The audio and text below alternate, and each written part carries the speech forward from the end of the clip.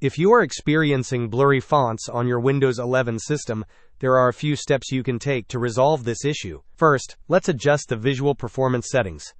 Open the Windows search bar and type Performance. Select Adjust the appearance and performance of Windows from the search results.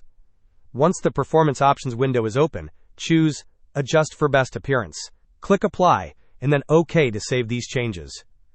Next, we will check your display settings. Right-click on the Start button and select Settings. Navigate to the System tab and then click on Display in the right pane. Ensure that both the scale and resolution are set to their recommended values.